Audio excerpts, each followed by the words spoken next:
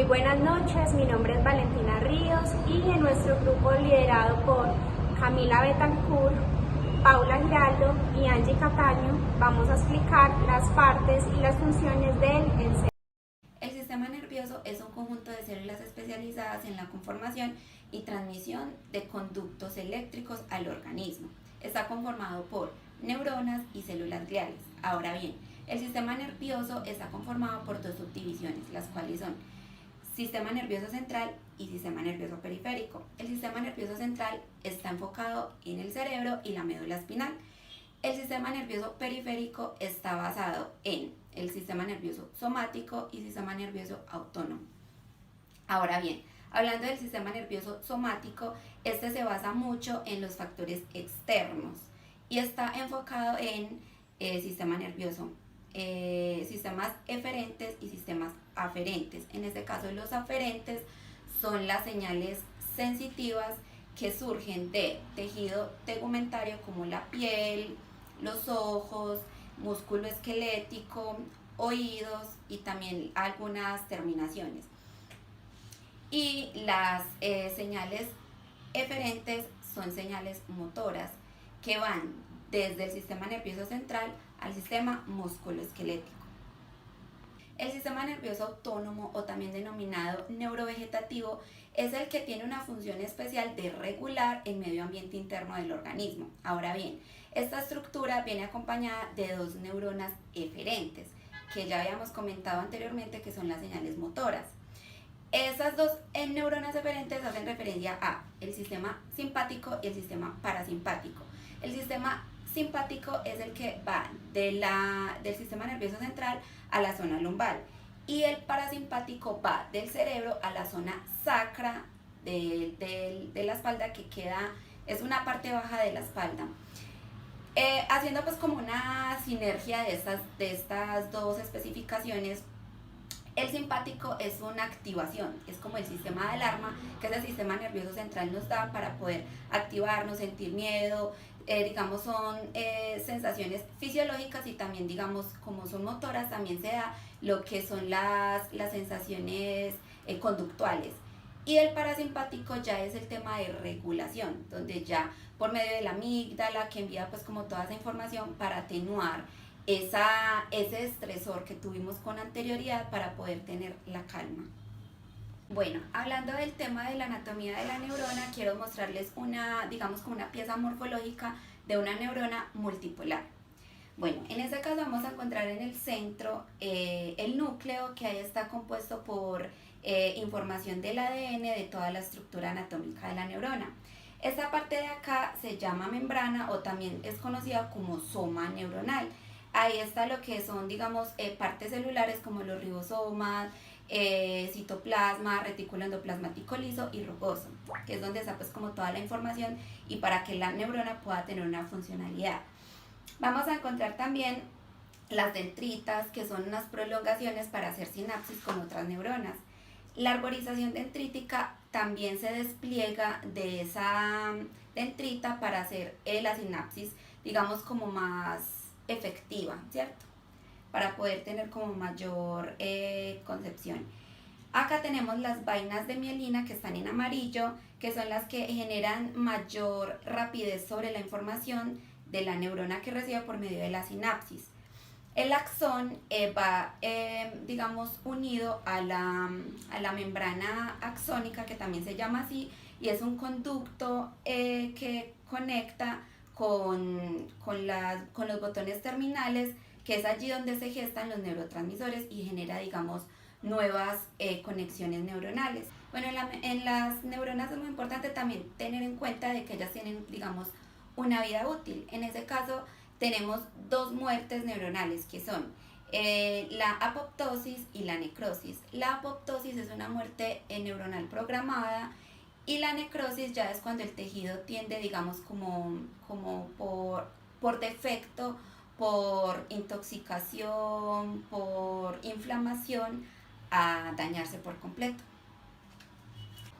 Bueno, ya tocando el tema del encéfalo, vamos a empezar a hablar del mielencéfalo y metencéfalo, que son, digamos, como las estructuras que van conectadas con la médula espinal. El mielencéfalo es la primera formación reticular, o también la podríamos llamar el sistema de activación reticular, que la vemos acá en estas dos estructuras que están, digamos, en forma paralela, que van desde el tallo, desde la médula espinal hasta el diencéfalo, más propiamente hasta el tálamo. Quiere decir que en esta fase podemos ver que está un proceso básico importante como la atención, donde se ve la formación reticular, los ritmos circadianos, la alerta vigilia. En el caso, por ejemplo, cuando dormimos, se da en ese tipo de activación para poder, digamos, como despertarnos en el momento oportuno o saber en qué momento poder actuar ante, digamos, alguna dificultad. En el caso del metencéfalo vamos a encontrar que, digamos, acá encontramos el puente de Barolio, que es el que conecta el mesencéfalo con el mielencéfalo. Acá vemos una estructura que es el cerebelo, que es una gran estructura sensoriomotora que genera movimientos adaptativos. Entonces, ese era como un preámbulo que le quería hacer al respecto de todo lo que es la iniciación del mielencéfalo, metencéfalo, que esta estructura en conjunto vendría a ser lo que llamaríamos el rombencéfalo. Es el mesencéfalo y esta es la ubicación que tiene dentro del encéfalo. También es conocido como cerebro medio y es el encargado de controlar las reacciones motoras, las funciones auditivas y visuales. El mesencéfalo está conformado por dos protuberancias. La primera de ellas es el tecto, que está conformado a su vez por el colículo superior, que se encarga de la visión, y el colículo inferior, que se encarga de la audición. Y el tegmentum, que está ubicado aquí, contiene la sustancia gris que está alrededor del acueducto cerebral y median los efectos analgésicos. Adicional, la sustancia negra y el núcleo rojo que componen el sistema sensorial. Este es el diencéfalo. El diencéfalo está compuesto por dos grandes estructuras, el tálamo y el hipotálamo. Este es el tálamo. El tálamo está compuesto por dos estructuras bilobuladas, recubiertas completamente de mielina, lo que ayuda a aumentar la velocidad de procesamiento de la información. Este es un centro de relevo de la información sensorial, lo que quiere decir que reparte la información a todos los lóbulos dependiendo el estímulo que llegue. El hipotálamo, como su nombre lo dice, se encuentra debajo del tálamo. En el diencéfalo, el hipotálamo se cumple con ciertas funciones. Algunas de las funciones son el regulamiento de los comportamientos motivados, es decir, que son dados por situaciones de reproducción o supervivencia. También se encuentra la glándula pituitaria. Es una pequeña glandulita que cuelga del hipotálamo. Esta es la encargada de producir y liberar hormonas, como por decir la serotonina, la dopamina, etc. Como lo había dicho anteriormente, la glándula pituitaria es una pequeña glándula que cuelga del hipotálamo. Esta sería su ubicación. El quiasma óptico. Este se da por medio de los nervios ópticos. Estos son los ipsilaterales, que son los que van del ojo izquierdo al hemisferio izquierdo y del ojo derecho al hemisferio derecho.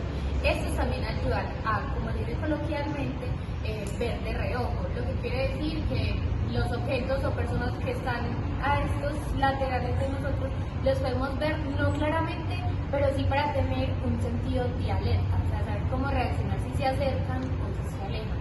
Y están los contralaterales, que como su nombre lo dice, son los que van a hemisferios contrarios. Aquí en el centro, donde se cruzan los dos nervios ópticos, es donde se crea el quiasma óptico, que es el que nos ayuda a tener una visión más continua. Y los cuerpos mamilares. Estos, aunque no tienen una función establecida, se sabe que intervienen en algunos comportamientos motivados. Al este no tener unas funciones aún ya pues que se sepan, están todavía en investigación. El telencéfalo se divide en el hemisferio izquierdo y derecho, como lo podemos apreciar acá. También se encuentra la sustancia gris, la sustancia blanca y los ganglios basales. La sustancia gris la podemos encontrar alrededor del acueducto cerebral. Ella tiene un color un poco más oscuro, en ella encontramos los somas y las neuronas.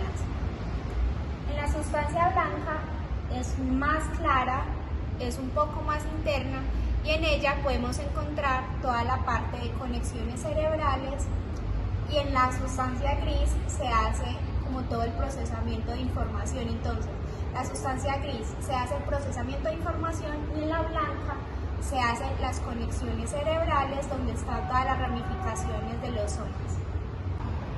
En esta imagen podemos encontrar la sustancia gris que queda alrededor del acueducto del encéfalo. Bueno, en la sustancia blanca podemos encontrar toda la mielina. Es un poco más clara como lo podemos apreciar en la imagen y en esta se da toda la conexión neuronal. Bueno, en esta pieza morfológica vamos a encontrar las circunvoluciones. Las circunvoluciones son los pliegues de la masa encefálica. Entonces, como podemos apreciar, podemos ver que tienen un volumen acá, son estas partes, y son determinados como los giros del encéfalo. Entonces, voy a explicar qué son los surcos y las fisuras. Básicamente, los surcos son las hendiduras pequeñas, como lo podemos apreciar acá. ¿Sí ven? Podemos ver estas pequeñas. Y las fisuras, que son hendiduras más grandes, como podemos apreciar la fisura de Rolando y la fisura de Silvio. Acá podemos apreciar la fisura longitudinal. La fisura longitudinal divide al encéfalo en los dos hemisferios, izquierdo y derecho. Ahora podemos encontrar la fisura lateral denominada la fisura de Silvio, que divide el lóbulo temporal con el frontal, y la fisura central, que la podemos denominar como la fisura de Rolando, que divide a los dos hemisferios. Esta divide el lóbulo frontal con el parietal y la podemos encontrar acá, es esta.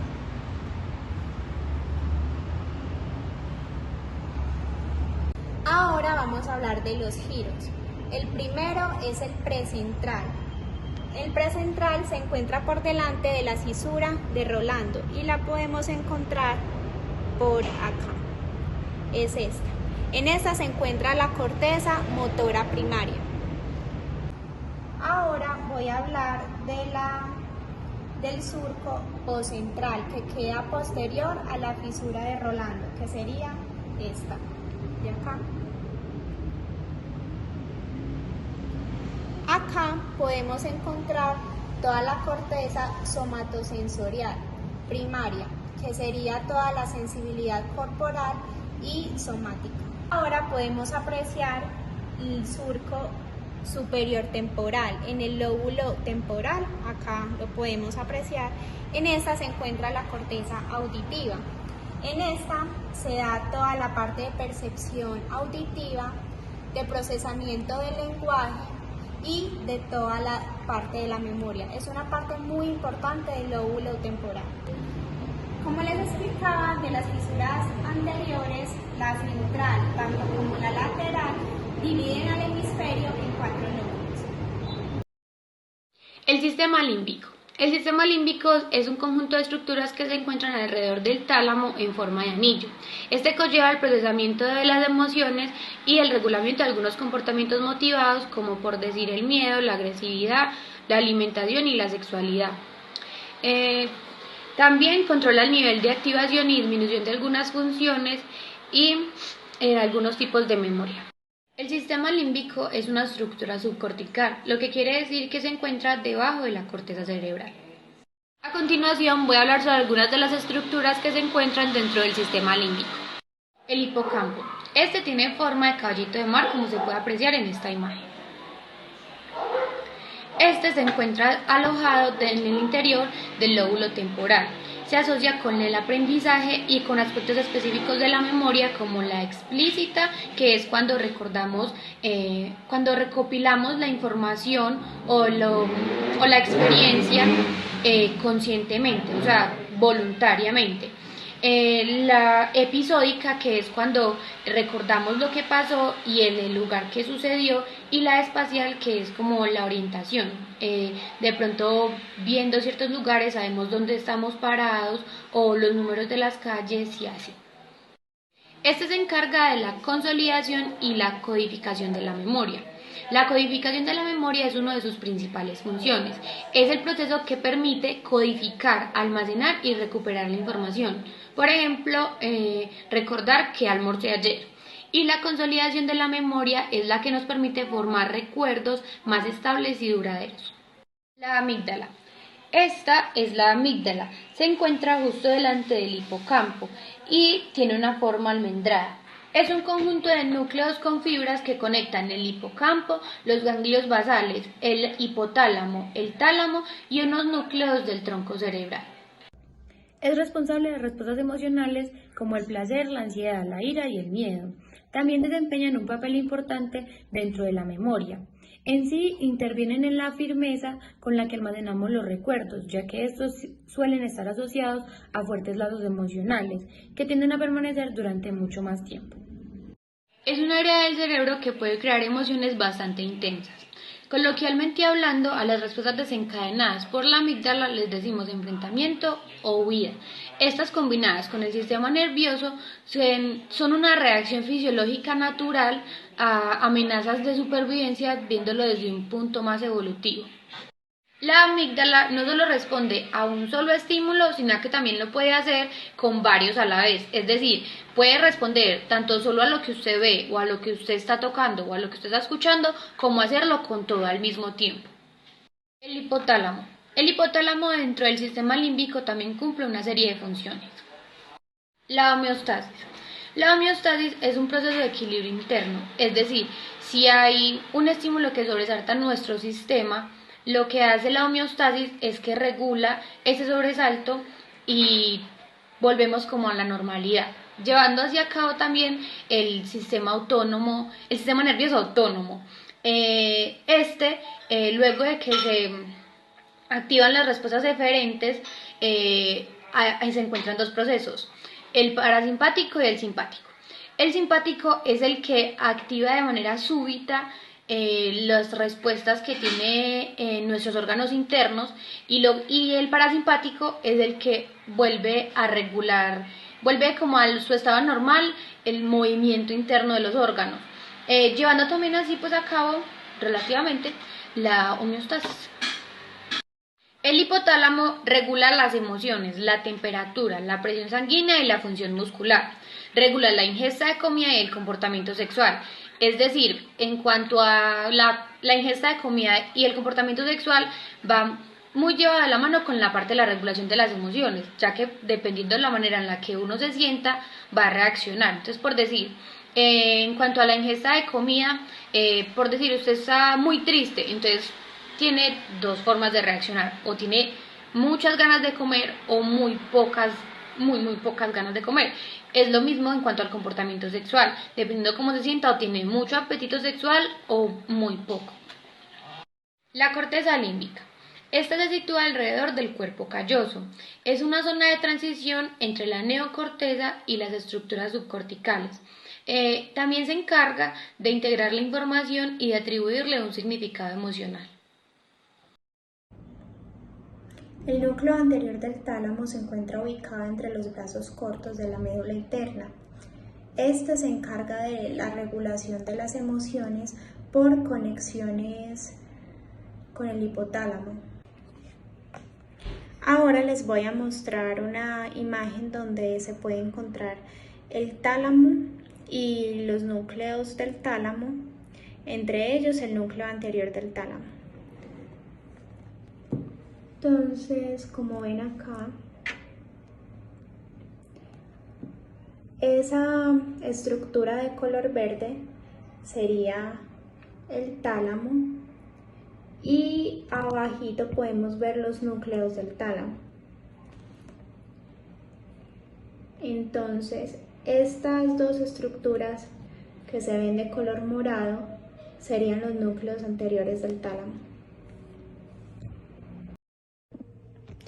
El fórnix está ubicado alrededor del hipotálamo en forma de C. Este está implicado en las emociones, la motivación y la memoria a largo plazo. Posee axones de mielina que favorecen la electroquímica y cruza información entre los hemisferios. de la corteza posterior y anterior. Este conecta con el tálamo, el hipocampo, el tálamo y los núcleos septales. En esta imagen podemos ver cómo se encuentra el fornix y la forma que tiene, la cual, como lo dije anteriormente, está en forma de C. Entonces es esta que se ve acá alrededor de forma naranjada, alrededor del hipotálamo. Esa es. Los ganglios basales son grandes estructuras neuronales subcorticales que forman un conjunto de núcleos que, comunicados entre sí, logran la iniciación e integración del movimiento. Los ganglios basales están conformados por estructuras más pequeñas que a continuación relacionan. Tenemos entonces el núcleo accumbens, la sustancia negra, el núcleo caudado, el globo pálido y el putamen. Todas estas estructuras están involucradas en el control motor. A su vez, permiten que experimentemos las sensaciones de placer, las conductas adictivas, las conductas de agresión, ira y miedo. El cuerpo calloso es la comisura más grande del cerebro. Este a su vez se encuentra ubicado en la fisura longitudinal y, como podemos apreciar en esta imagen, es toda esa área que se encuentra coloreada de verde. Desde aquí se extiende entre los hemisferios cerebrales y su tarea principal es coordinar las funciones entre ambos hemisferios. El cerebro y la médula espinal es una de las estructuras más protegidas del sistema por su complejidad e importancia. A continuación les hablaré de las meninges, los ventrículos y el líquido cefalorraquídeo, que son las estructuras que intervienen en ese proceso de protección y digamos de que ayuda al cerebro a tener mejor soporte y seguridad en cuanto a su activación. Acá tenemos en el córtex cerebral en esta área. En la parte superior vemos una área roja, esa es la meninge pía madre. Es una estructura ultra delgada pero muy precisa a la hora de poder, hacer la conexión de todos esos líquidos, esas estructuras que nos ayudan a mejorar la protección del cerebro. Superior a esa meninge encontramos el espacio subaranoideo. Es un espacio hueco donde encontramos un líquido, que es el líquido cefalorraquídeo, que ayuda a proteger el cerebro de traumatismos, queda como en una especie de suspensión para que no vaya a tener, como complicaciones a largo plazo. Encontramos en la parte superior de ese espacio la meninge aracnoides.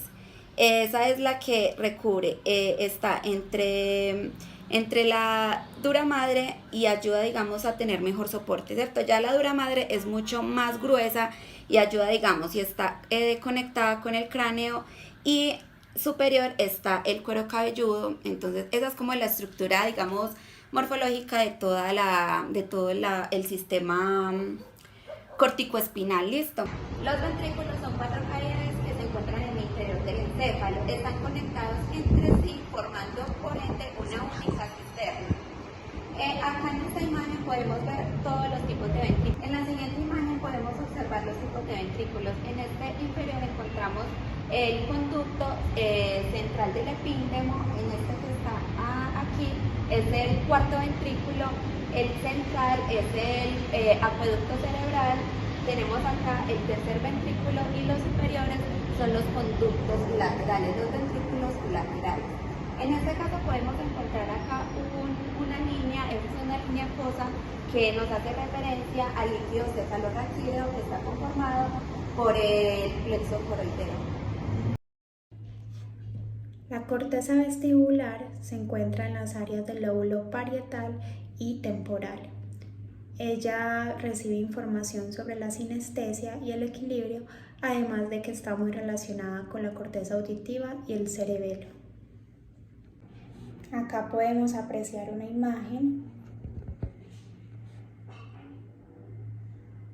de la corteza vestibular.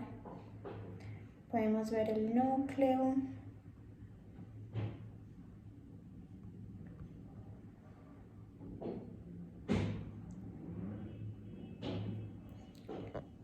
Y eso sería todo por la corteza vestibular. El lóbulo occipital se encuentra en esta área. Este es el lóbulo más pequeño del hemisferio cerebral. Se encarga de recibir las señales sensoriales desde los ojos. Por ende, es su responsabilidad el integrar y percibir la información visual. Procesa los objetos que se localizan en la periferia. Nos brinda las herramientas para aprender a diferenciar entre los colores y los movimientos. Nos ayuda a identificar las formas y figuras que nos rodean y participa en el procesamiento de la función visual y espacial. Es una región que también interviene desde los procesos cognitivos, es decir, interviene desde la memoria, el habla, la escritura y la identificación de las letras a la hora de leer. Aquí también se encuentra la corteza visual primaria, o también llamada corteza estriada. Eso se encarga de procesar la información que viene desde ambas retinas a través de los núcleos geniculados del tálamo. Este es el lóbulo parietal, está ubicado aquí. Está ubicado exactamente debajo del hueso parietal, ubicado cerca al centro del cerebro, adelante del lóbulo occipital, detrás del frontal y sobre el temporal. A través del lóbulo parietal es que podemos realizar el proceso de sinestesia, que es la capacidad que tiene nuestro cuerpo de experimentar todas las sensaciones corporales, el dolor, el calor, el tacto de manera general. A través de él también podemos experimentar el gusto, la ubicación espacial, la memoria corporal y los movimientos gruesos que son ejecutados por las estructuras de nuestro cuerpo como manos, piernas y torso. En este momento les hablaré sobre el lóbulo temporal. Este está ubicado sobre toda la parte temporal superior por la cisura de Silvio. Acá la podemos encontrar. Este lóbulo se encarga del procesamiento de información sensorial auditivo, que se encarga de la comprensión auditiva y del lenguaje también. En este lóbulo se encarga el área de Wernicke de toda la parte de comprensión del lenguaje, que hablaré un poco más tarde. Este lóbulo está también muy relacionado con el sistema límbico, teniendo una gran influencia en las emociones y en los estados de ánimo, que estaría estrechamente relacionada con la regulación emocional. De esto también tiene una conexión la amígdala. Bueno, la amígdala se encarga de la respuesta emocional, pero ya hablaremos más adelante de esta área. Tiene una integración multimodal y también está estrechamente relacionado con el lóbulo occipital. Entonces, para resumir, el lóbulo temporal se encarga de la comprensión auditiva, del lenguaje, y este también se encarga del reconocimiento de rostros, no sin antes terminar para decir que el lóbulo temporal se encarga también de la parte visual compleja. También el lóbulo temporal izquierdo se encarga de la memoria semántica. En ella podemos encontrar todos los recuerdos de los hechos generales, significados y nombres. Lo podemos ver a este lado y acá. Ahora les voy a hablar sobre una de las estructuras más importantes del lóbulo temporal. Esta es la corteza auditiva primaria. En ella podemos encontrar todo el procesamiento auditivo. ¿En qué se encarga esta área? Esta área percibe los sonidos que nos llegan del entorno y hace toda la codificación y descodificación e interpretación de los sonidos, la cual nos ayudan para hacer todo el procesamiento auditivo y nos ayuda también obviamente a comunicarnos verbalmente, lo cual también está relacionado al área de Wernicke, pero en ella hablaremos más adelante. Ahora les voy a mostrar como la imagen que muestra la zona donde está ubicada en el lóbulo temporal. Esta se encuentra por debajo de la cisura de Silvio, como lo vemos en esta imagen.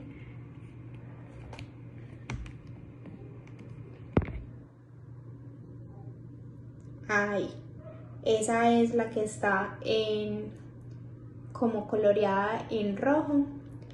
Y bueno, es un área muy importante e indispensable para nuestra convivencia y nuestra supervivencia. Y bueno, esto sería todo sobre esta área. El área de Wernicke es el área encargada de la comprensión del lenguaje hablado y escrito. Es la que permite la comunicación entre individuos. En la mayoría de las personas se encuentra en el hemisferio izquierdo.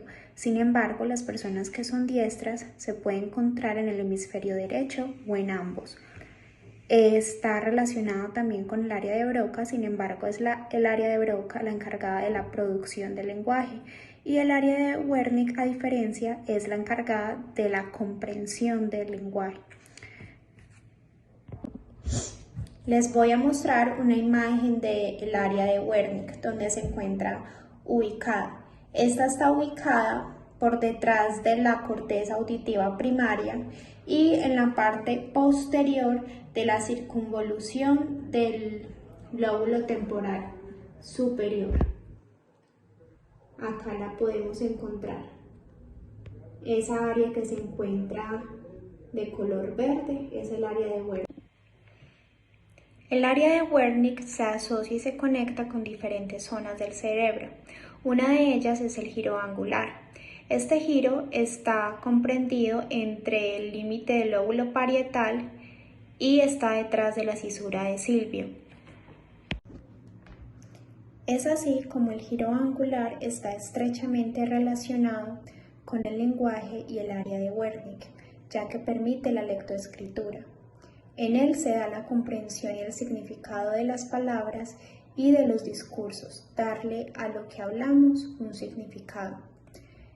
Entonces, en esta área se hace la asociación de la información visual con la auditiva. Más adelante les mostraré una imagen de dónde queda ubicada en el cerebro. Bueno, les voy a mostrar a continuación dónde está el área ubicada en el lóbulo temporal. Es esta área que vemos acá de color naranjado.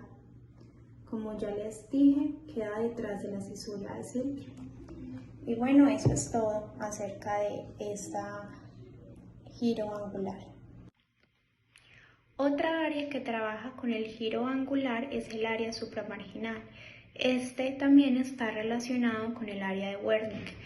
Queda justo en el área inferior del lóbulo parietal y justo por encima de la cisura de Silvio. En esta está también estrechamente relacionada con la lectoescritura y la memoria de trabajo. También permite el reconocimiento táctil, es decir que esta área nos permite reconocer el relieve de las letras con los dedos y asociarlas con los sonidos. En este momento les voy a mostrar dónde queda ubicada esta área.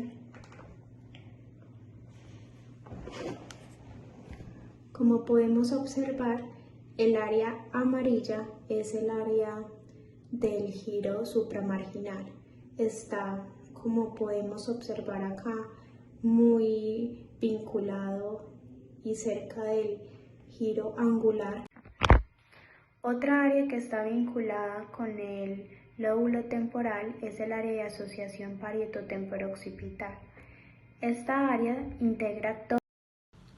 El lóbulo frontal es el lóbulo más grande de toda la corteza. Se estima que cubre entre un 25 y un 33% de todo el cerebro, que es aproximadamente un tercio de toda la masa encefálica. Para muchos neurocientíficos ha sido fascinante estudiar esta estructura, ya que consigo lleva diferentes cambios fisiológicos, morfológicos y bioquímicos, en los cuales, digamos, a medida del paso de los años, de los millones de años, este lóbulo se ha visto, digamos, envuelto en diferentes cambios. Han surgido diferentes estructuras anatómicas que han ayudado a que este lóbulo se fortalezca y realmente ayude a intervenir entre todas las áreas para poder entender el concepto de uniformidad, autorregulación y autoconciencia. Bueno, ya hablando un poco del tema de la corteza motora, esta se encuentra sobre una de las áreas de Rossmann. Esta se encuentra conformada por la parte posterior de los aspectos dorsolateral y medial. Entonces hay que comprender que esa corteza se divide en varias fases, que son la corteza motora primaria, la corteza motora suplementaria, la corteza premotora. También encontramos el área del habla de Broca y acá superior podemos encontrar los campos oculares frontales. Discriminando todo lo que infiere a la corteza motora, les empezaré hablando de todas las subestructuras que intervienen en el proceso motor. 1. Corteza motora primaria. Está ubicada en el giro precentral de la superficie lateral de la corteza y se extiende hacia la fisura longitudinal, que es de esta forma. Acá tenemos la fisura de Silvio, fisura longitudinal y se interconecta. Allí intervienen unas neuronas que están distribuidas en todo el canal y estas producen un patrón de representación corporal denominado homúnculo de Penfield o también homúnculo motor. Entonces sería de esta forma. Acá tenemos el giro precentral. Si nos fijamos, acá queda el tallo, por ende acá queda la corteza frontal. Entonces la corteza motora primaria y aquí en esta parte trasera queda la corteza somatosensorial primaria. En esta área se procesan los movimientos voluntarios. 2. Corteza premotora. Está ubicada sobre la superficie lateral contigua a la fisura lateral de Silvio, sobre el lóbulo temporal. Esta limita de forma medial con la corteza motora primaria.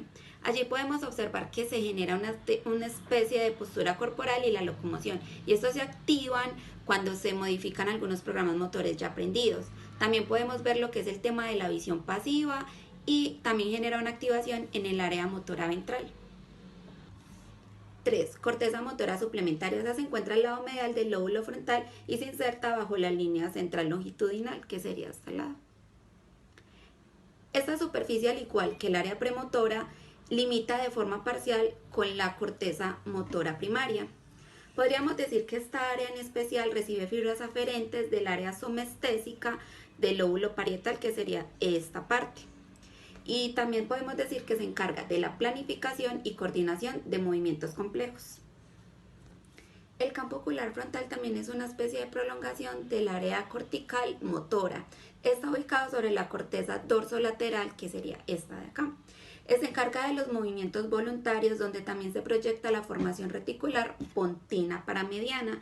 Quiere decir que es una forma de poder tener la capacidad de girar los ojos de esta manera, de forma lateral constante. Área de Broca, ubicada en el giro frontal inferior.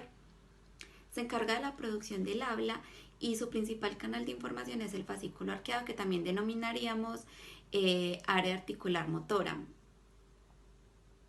Esta área corresponde a la región posterior del lóbulo temporal, que sería en esta área. Es decir, que acá tenemos el área de Broca y aquí el área de Wernicke. En el caso del fascículo arqueado funciona como un puente interconector de esas dos estructuras, ya que Broca es la producción del lenguaje y el área de Wernicke es la parte de la comprensión, sea comprensión del lenguaje significativo. El área de Broca tiene una estructura de que tiene la facilidad de controlar los músculos del habla.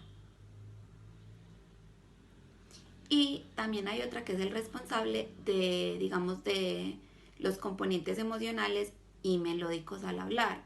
Digamos, por ejemplo, las personas que tienen rabia reaccionan de una forma, o las que son felices de otra. Entonces también va en el tono fonatorio. Hay dos funciones que me parecen importantes no dejarlas pasar por alto, que son pars triangularis y pars opercularis. El pars triangularis contribuye a lo que es la comprensión del lenguaje proposicional y el pars opercularis coordinar los órganos del aparato fonatorio para la producción del habla. Corteza prefrontal está ubicada sobre la región orbital y dorsolateral. Esta área en específico se encarga de los procesos cognitivos superiores, siendo esta una característica meramente humana. Allí intervienen las áreas terciarias multimodales, es decir, son áreas integradoras entre todas las estructuras encefálicas, donde se comunican, donde hay una interconexión estructural, llevando a cabo diferentes mecanismos para poder llegar a un aprendizaje óptimo. Allí intervienen lo que es el juicio, memoria de trabajo, control inhibitorio,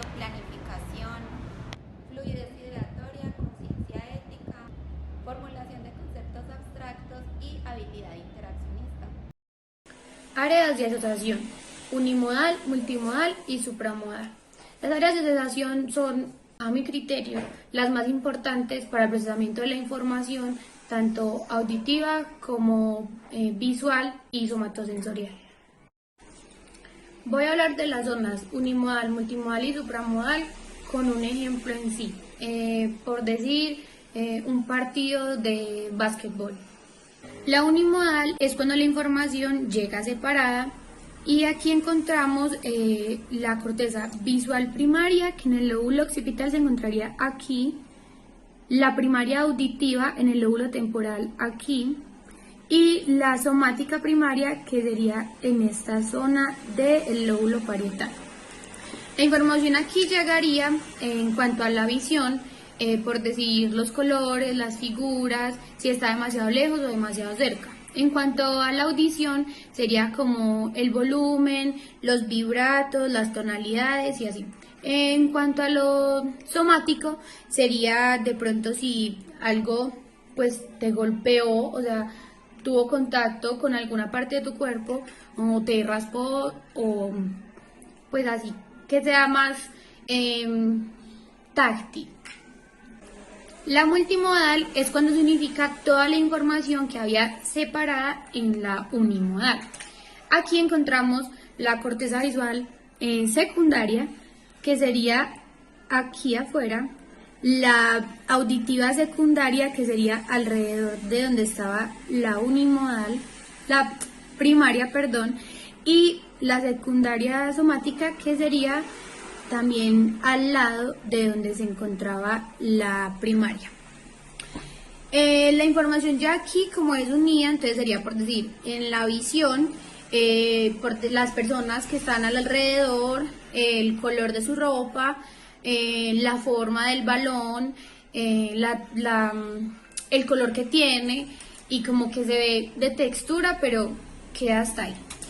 En cuanto a la audición, serían las personas que están hablando, gritándose por el partido, cómo suena cuando corren, cuando el balón rebota y así.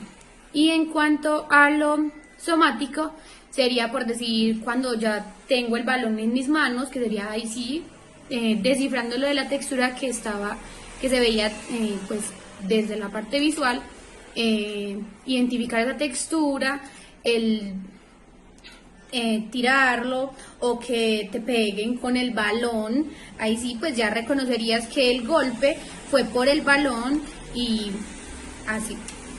Y la supramodal, que sería la respuesta que tenemos a todos esos estímulos completos al mismo tiempo, es decir, lo que veo, oigo y siento en conjunto. A esta área también le podemos llamar parieto-occipito temporal o occipito-parieto temporal. Es la combinación de los tres lóbulos. Esta la podemos encontrar justo aquí, donde se pueden como unificar los tres, ya que es la combinación de todos estos. El encéfalo está dividido en dos áreas que conocemos como hemisferios. Están entonces el hemisferio derecho y el hemisferio izquierdo, como lo podemos apreciar en esta imagen. Estos hemisferios tienen estilos cognitivos diferentes, es decir, distintas maneras de procesar la información que reciben. El hemisferio derecho, por su parte, trabaja con un estilo holístico, que le permite procesar la información de una manera simultánea y global. A través de esto, él trata de partir del todo y entender las partes que componen ese todo.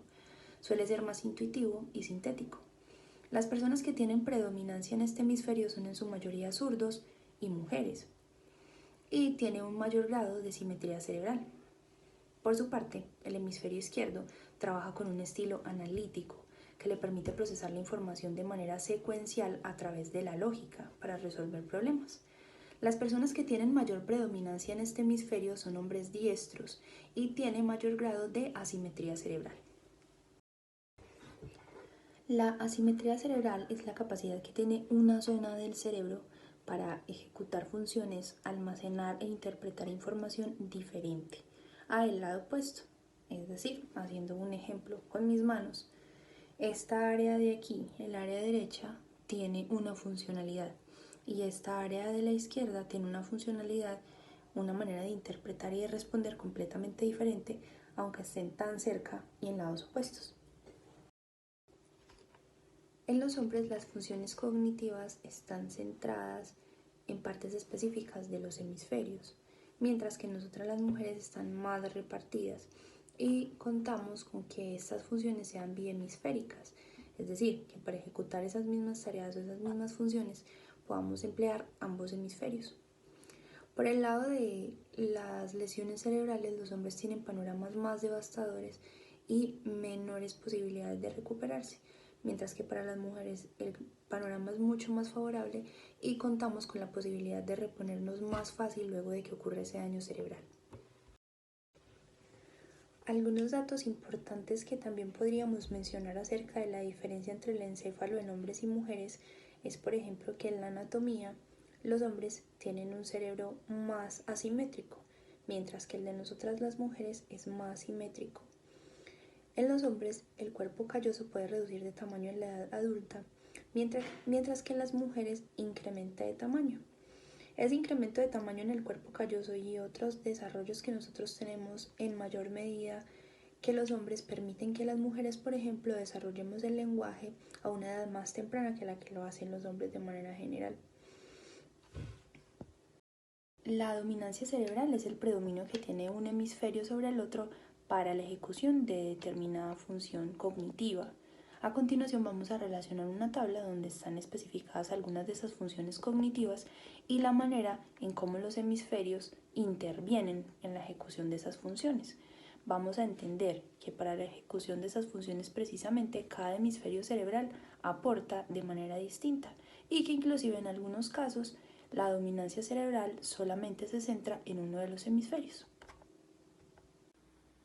Vemos entonces que para la función de la visión existe la dominancia en el hemisferio izquierdo para la identificación de palabras y letras, mientras que la dominancia del hemisferio derecho en esta misma función se caracteriza en el reconocimiento de caras, modelos geométricos y la expresión emocional.